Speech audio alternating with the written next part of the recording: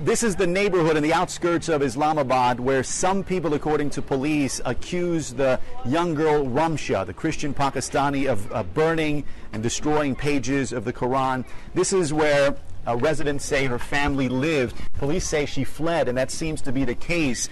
The door is locked, and all you see in there are some buckets, some slippers, and some pots and pans.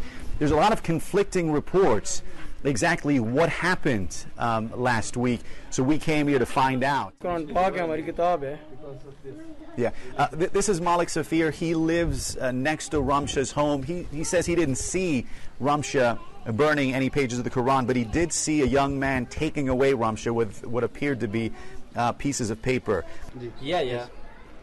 So this is a shop owner here, and he's telling us Rimsha came to his snack shop often, and he describes her as a healthy, innocent 10 or 11-year-old. This is 36-year-old Salim Mukhtar, one of the hundreds of Christians living in this community, and he says things have been relatively calm. He hasn't been threatened, but he's concerned. He's concerned that something may happen tomorrow or the day after, so he's saying he's half-packed his stuff and he's going to move out.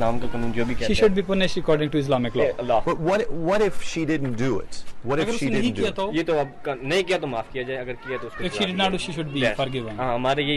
As we're talking to more and more neighbors here, we're getting information that's adding to the confusion. These are some Muslim women who live right next door to the home Rimsha lived in, and they say she wasn't a quote-unquote good girl. They say she dressed provocatively, and they seem to be pleased that she's been detained. And talking to people, nobody seems to know exactly what happened. Nobody seems to have actually seen this young girl burn the Quran.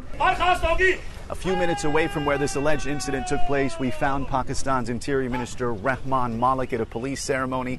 We asked him to update us on where the case stands. I am looking into the matter personally, and inshallah I will resolve it properly and I'll ensure that no injustice is done. Are you concerned that if she's released, the investigation shows she didn't do anything wrong, there's going to be a backlash from hardline conservative the protection is a responsibility of the state and will ensure this. Are you concerned that that's going to happen? No, what I can assure you that there will be no injustice with the girl.